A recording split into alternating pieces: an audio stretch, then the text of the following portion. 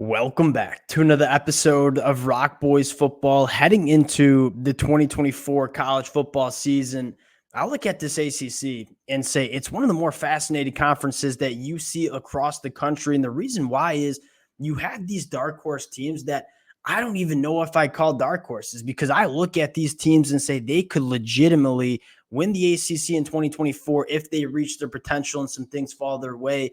And you look across the Power 5 conferences, Power 4 conferences now, and say you can't say that for a lot of these other Power conferences. There are a couple teams at the top that certainly could win, but after that, there's not many teams that you feel could win a conference championship. Look at this ACC conference and say there are three teams that not a lot of people are talking about in the national media that certainly could surprise a lot of people and win the ACC in 2024. Does that necessarily mean I'm picking them to win the ACC? No, but I think they certainly could. And I think that's what makes this conference so exciting. These three teams, Louisville, NC State, Virginia Tech, want to take some dives into these three programs and talk about what makes them so dangerous in the 2024 year. Fired up to get into it. Before we do it, as always, just want to say thank you to you guys. It's been a blast taking deep dives into all of these programs heading into 2024. The amount of support y'all continue to show the fellas, it truly does mean a lot. If y'all do enjoy the content, consider subscribing to the channel. And much more importantly, if you had to put your money behind these three teams to win the ACC, I would love to hear which one it would be. I'm kind of preparing my dark horse pick. It's between these three programs. I haven't finalized it yet, but we'll talk about it in the comment section. And without further ado, let's get into the first one. That's the Louisville Cardinals. I think what makes Louisville so exciting is that this team won 10 games last year. It played for an ACC championship all around a quarterback that I think was probably in the bottom half of the ACC in 2023. And I think the big storyline for Louisville heading into 2024 is the potential upgrade at the quarterback spot. You look at Jack Plummer last year. We talked about it extensively in the 2023 season. Coach Brom had to scheme around Jack Plummer. There were a lot of things that Jack Plummer just could not do within that Louisville offense last year. You bring in a guy in Tyler Shuck, and what fascinates me about Tyler Shuck is when he's been healthy in a starting quarterback, he's been pretty solid, and he can make some plays. Now, I think the big MO with Tyler Shuck is, can he stay healthy for 12-plus games in a season? We haven't seen him do that during his collegiate career, but you make no mistake about it, Tyler Shuck's a guy that can elevate this Louisville offense. He's a guy that was a former top 100 national prospect. He can extend plays out of the pocket. He can push the football down that deeper third. There's a lot of things that Tyler Shuck, from a physical trait standpoint, can do that Jack Plummer just certainly could not do in that Louisville offense last year. So the first thing you got to start with is the potential upgrade at the quarterback position, because if Tyler Shuck stays healthy, he is a massive upgrade from Jack Plummer in 2023. Now, the second thing that just not a lot of people are talking about, because on paper you lose your wide receiver one, is I think this wide receiver room, I think, gets better for Louisville heading into 2024. And why I think it gets better is you look at that passing attack last year and say, if it wasn't Jamari Thrash, there weren't many wide receivers that scared you on this Louisville offense. And then Chris Bell played solid, but outside of Jamari Thrash, who went for over 800 yards, there wasn't a pass catcher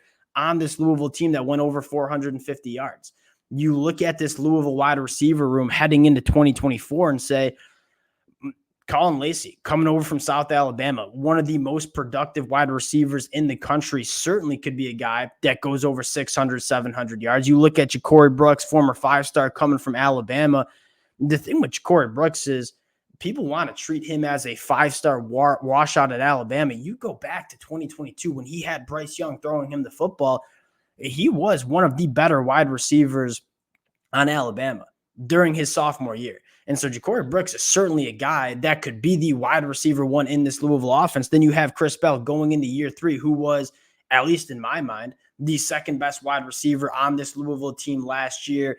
I think what makes this wide receiver room better is you just have a little bit more options for this Louisville offense. I think that's what excites me the most. And then the final thing on the offensive side of the football is it's an experienced offensive line. I don't know how many programs across the country have more experience than Louisville in terms of your projected five starters. You look at guys like Michael Gonzalez and Renato Brown, guys that have played a lot of football for Louisville. Both of them have logged over 1,700 snaps. You look at Pete Negra, Monroe Mills, Jonathan Mendoza, all three of them have played over 1,500 snaps as well. There's not a projected starter on this offensive line for Louisville that hasn't played over 1,500 snaps. So I look at the quarterback as an upgrade. I look at the wide receiver room, an upgrade, and then an experienced offensive line with Coach Brom calling this offense one of the better play callers that we see in the country, and say, that's a lot of boxes checked for this Louisville offense. And you scroll down to the defense and say, it was not a lot of people talked about it last year. It was a solid defense last year for Louisville. You start with Ashton Gelati, one of the best pass rushers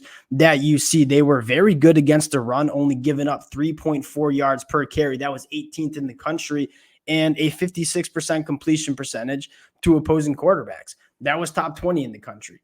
And so you look at what they can do against the run. They add some really intriguing transfers in that front seven, and then they in the secondary. Talk about Quincy Riley, you talk about Corey Thornton. That, at least in my mind, is one of the better cornerback duos that you see in the country. I think this Louisville defense could certainly have another top 40 year heading into 2024. So you say it's an upgrade on offense. You think they probably hold serve, if not get a little bit better on defense. That makes this Louisville team that won 10 games last year, at least in my mind, really dangerous heading into 2024. Now, the next team we got to talk about, this NC State program. And you look at NC State and say, think they get better at the spots they needed to get better. And that's probably the bigger storyline, or the biggest storyline you're talking about.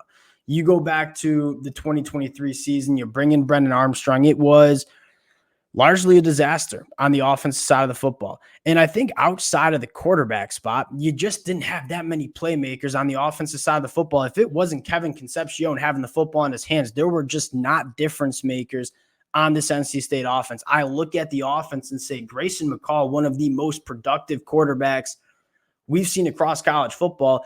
I think he's a really good fit in this NC State offense. There's a reason Grayson McCall didn't go to the NFL draft. He probably doesn't have that elite NFL caliber arm, but he's a really good point guard that completes 70% of his passes, doesn't turn the ball over much, and is going to be accurate.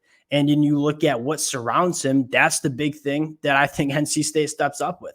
And it is one of the most improved pass catcher rooms that you see in the country. Again, last year, it was Kevin Concepcion or nothing. You look at this year, Kevin Concepcion going into year two probably gets better. You're bringing former five-star wide receiver Noah Rogers. You're bringing Jordan Waters at the running back position. That's another massive upgrade in terms of what NC State had last year. And then you sprinkle in, at least in my mind, some really interesting transfers. Wesley Grimes, former four-star coming from Wake, and then Terrell Anderson and Jonathan Paylor as true freshmen that are two gift difference makers. I mean, Jonathan Paylor, Terrell Anderson, two guys that were coveted by a lot of SEC programs coming out of high school. I look at the quarterback spot. It's hard to get worse than what you had last year for NC State. You have massively improved the offensive playmakers. Justin Jolly, probably another guy that we have to talk about in terms of just being a matchup nightmare, whether he's playing inline tight end, whether he's split out wide. The playmakers on this NC State team are wildly better than what you had in the 2023 season. You combine that with an upgrade at quarterback play. We know we're going to get good offensive line play from a Dave Doran coach team. The NC State offense, from a talent standpoint, this might be the most talented NC State offense we've seen in a very long time, quite potentially the most talented NC State offense we've seen under Dave Doran. Then you go to the defensive side of the football. One, you do lose some guys, right? Like Peyton Wilson, really, really good football player, but you return a lot of big-time guys, right? Aiden White, one of the best cornerbacks in the country. You look at Davin Van up front, one of the better defensive linemen in the ACC. But at the end of the day, Dave Doran, Tony Gibson, I just trust them to put out good defenses. You go back to last year, they were a top 30 scoring defense in the country. It's hard to see NC State taking any sort of massive step back on the defensive side of the football. The player development at NC State on the defensive side of the football has been second to none in the ACC. If this NC State defense, holds serve on defense, continues that top 30 defense, and then takes a massive step on the offensive side of the football, this was a team that won 9 games last year, certainly could be really dangerous. And on top of that, they're an extremely dangerous team at home. They win a lot of football games there. So if this schedule falls the right way, they take care of some games on the road, this is a team that you could look at 9-10 wins come the end of November playing for an ACC championship game. The last team we got to talk about, the Virginia Tech Hokies, where you want to start with Virginia Tech is one. Another year under Brent Pry. I think a lot of Virginia Tech fans just feel like this team from a culture standpoint is going in the right direction. They were 5-2 to end the season. They returned the most production across the country, which is really worth noting because a lot of programs, it's just a kind of cycled door. It's just a lot of new faces every single year in the transfer portal. What stands out to me about this Virginia Tech team is they're essentially just running it back from 2023, a team that played their best football at the end of the season, running it back in 2024. There's a lot of chemistry within this unit and the culture is going in the right direction. Then you look at the personnel and say, Kyron Drones is one of the higher upside quarterbacks, not only in the ACC, but in the country. Big time arm, very, very good athlete, a dual threat guy that, again, can be one of the better quarterbacks in the ACC. We saw him be one of the better quarterbacks in the ACC. Now it's just putting it together through 12 games of the season. You look at the pass catch room and say DeQuan Felton getting a lot of NFL buzz, Ollie Jennings and Jalen Lane. How many wide receiver rooms in the ACC are we taking over those three starters for Virginia Tech? I don't know what the answer is, but it's probably not that many. You return a lot of production on the offensive line, and you're going to be able to run the football, right? Kyron Drones, Bayshul Tootin, excuse me, he was really good in 2023.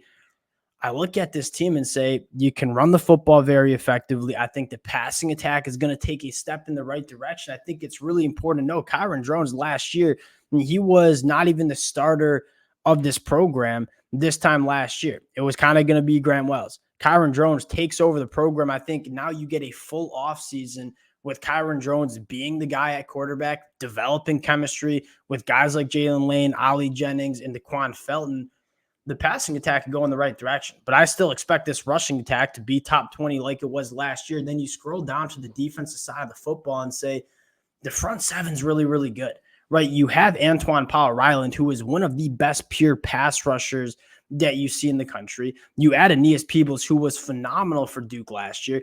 Look at the front seven. Guys like Sam Brumfield, Kelly Lawson, two really talented linebackers. And then you get to the secondary and say Dorian Strong, Jalen Stroman, Mansour Delane.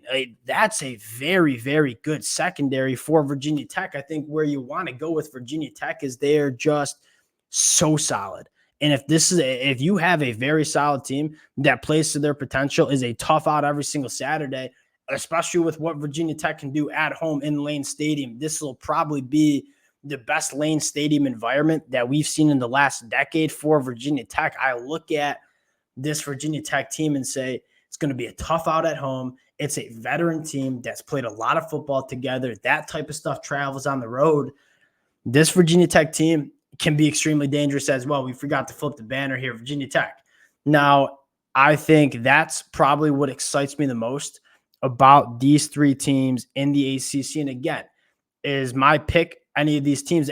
Quite possibly. I mean, all three of these teams could win the ACC.